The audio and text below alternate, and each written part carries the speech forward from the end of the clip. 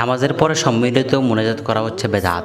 আর সংসদ অধিবেশনে বসে আমাদের আহলে হাদিস শায়েখ যদি মোনাজাত করে সেটা হচ্ছে খাঁটি সুন্নাহ। চলেন আগে ভিডিওটার কিছু অংশ দেখি।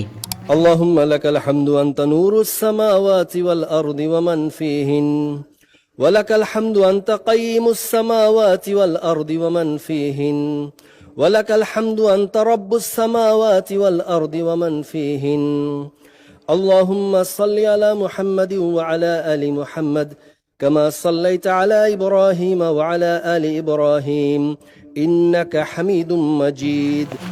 রিসেন্টলি আপনারা দেখতে পেয়েছেন যখন আমাদের একজন ধর্ম প্রতিমন্ত্রী হিসাবে আহলে হাদিস লিঙ্গম সাহেবকে বানানো হয়েছে, তখন আমাদের আহলে হাদিসরা খুব উচ্ছ্বাসিত, খুব আনন্দিত এবং আমাদেরকে বলছে আমরা নাকি হিংসা করতেছি। বা হিংসা করার কিছু নেই, তোমাদের তো ধর্ম প্রতিমন্ত্রী। আর যিনি ধর্মমন্ত্রী উনি হচ্ছে সবসময় কমিদের সাথে থাকেন এবং কমি ওলামাই কেরামের পরামর্শ নিয়ে অনেক কাজকর্ম করেন, যেটা স্বীকৃত। এবং এর আগে যখন ইন্টারিম গভর্নর ছিল তখন তো আমাদের নিজেরই একজন ধর্ম উপদেষ্টা বা ধর্মমন্ত্রী ছিল। তোমাদের এই সমস্ত ধর্ম প্রতিমন্ত্রী এগুলো নিয়ে আমাদের আসলে এত হাই হতাশ করার কিছু নেই। যাই হোক, এবার আসেন আসলেই কি উনি আহলে হাদিস নাকি আহলে হাদিসের মতাদর্শের বাইরের লোক, এই বিষয়টা নিয়ে একটু ডিসকাস করার প্রয়োজন মনে করছি। তার আগে চলেন আমাদের মুজাফফর বিন মোহসেন সাহেবের একটা বক্তব্য শুনে আসি। আপনারা বাংলাদেশ সংবিধান নিয়ে আমরা অনেক কথা বলেছি, কথাগুলো মাথায় ঢুকেনি। এখন বলছে সংবিধান বাতিল, বলছে না? এটা 5 আগস্টের আগে বলার কারো সাহস ছিল? হ্যাঁ, ছিল না, কারো সাহস ছিল না, করেওনি। কারণ এই সংবিধান নিয়ে শপথ করলে, কোনো মুসলমান শপথ করলে মুসলমান থাকবে না।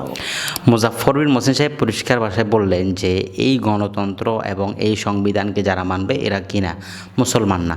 এই সংবিধানের অধীনে শপথ গ্রহণ করে কেউ যদি এমপি হয়, মন্ত্রী হয়, এদের তো ইমানে নাই। এটা কি বলছেন মুজাফফর বিন মোহসেন সাহেব? সো আমরা সেই ভিত্তিতে বলতে চাই, তো আপনাদের এই প্রতিবন্ধী তো ইমানে নাই, আপনাদের শায়েখের কথা, আমাদের কথা না ভাই। আমাদের কথা মানতেও আপনারা বাধ্য না, দরকারও নাই। কিন্তু আপনাদের এই শায়েখের কথা অনুযায়ী আপনাদের প্রতিবন্ধিত্ব ইমানে নাই। সো ওনাকে আহলে হাদিস শায়েখ বলার এত লাফালাফি করার কি আছে? আর উনি আহলে হাদিস তো নামের আহলে হাদিস, এবং যে সমস্ত জায়গায় নফসের খায়েশ আছে ওই জায়গায় আহলে হাদিসের মাসলা অবলম্বন করে। কেন? এই যে দেখেন সংসদ অধিবেশনে উনি বলতে পারতেন যে সম্মিলিত মোনাজাত করা বেদাত। ওনাদের একটা 4-5টা যদি মূল পয়েন্ট অফ ভিউ থাকে যে ভিউর উপর আহলে হাদিসরা কট্টর, তার মধ্যে এটা একটা যে সম্মিলিত মোনাজাত বেদাত। কিন্তু না, উনি তো সেটা সংসদে দাঁড়িয়ে বলেন নাই, বরঞ্চ উনি নিজে সম্মিলিত মোনাজাত করছেন, নেতৃত্ব দিয়েছেন, মোনাজাতকে নেতৃত্ব দিয়েছেন। তো এই লোক তো আহলে হাদিস হতে পারে না। আমি যতটুকু আহলে হাদিস চিনি এরা তো খুব কট্টর হয় এবং জীবন চলে যায়। আব্দুর রাজিম সাহেব বলছেন যে এরপরও তারা তাদের অবস্থান থেকে ফিরে আসবে না। এবার আসেন আমাদের একজন প্রিয় শায়েখ মুখলিসুর রহমান বিন আরশাদ মাদানী, তেনার একটা ভিডিও দেখে আসি। এবার সম্মিলিত মোনাজাত হবে, সবাই হাত উঠাবে। হ্যাঁ, হাত উঠিয়ে আমি বলতে পারো না, উঠে বলতে। হ্যাঁ, আল্লাহ রব্বানা, হে আমাদের রব, আমি মুখলিসুর রহমান যদি তোমাকে সন্তুষ্ট করার জন্য এই মাদ্রাসা দিয়ে থাকি, দিনের খিদমত করার জন্য যদি এই মাদ্রাসা দিয়ে থাকি, আল্লাহ তুমি এই মাদ্রাসাকে কবুল করে নাও আর আমাকে তুমি পরিপূর্ণ সাহায্য করো।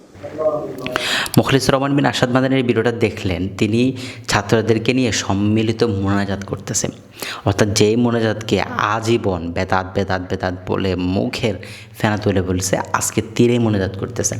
আমি একটু চিন্তিত হয়ে গেলাম। প্রথমে ভিডিওটা দেখে ভাবছিলাম যে উনি কি হয়তো মোনাজাতকে ব্যঙ্গ করার জন্য করতেছে, না পরবর্তীতে না, ঠিকই মোনাজাত করতেছেন। তাহলে এবার চিন্তা করেন এদের আসল মানহাজ কি? আসল মানহাজ নিজের নফস, মন যেভাবে, যে মাসালায় যেভাবে মন চায় সেটা করবে। সেম কাজটা আমরা করলে আমরা হয়ে যেতাম বেদাতি। আমরা বেদাতের করছে, ওটা করছে, অনেক কিছু হয়ে যেতাম। তাহলে চিন্তা করেন আমাদেরকে কথায় কথায় যারা সম্মিলিত হাবি যাবে এগুলো নিয়ে বেদাতি বলে, আর ওনারা এখন কি কাজ করতেছে ভাই। তো যাই হোক, আমাদের এই সমস্ত ভাইদের জন্য হেদায়েতের দোয়া করি। ভালো থাকবেন, সুস্থ থাকবেন। আবারও দেখা হবে নতুন কোনো এপিসোডে। আসসালামু আলাইকুম ওয়া রাহমাতুল্লাহ।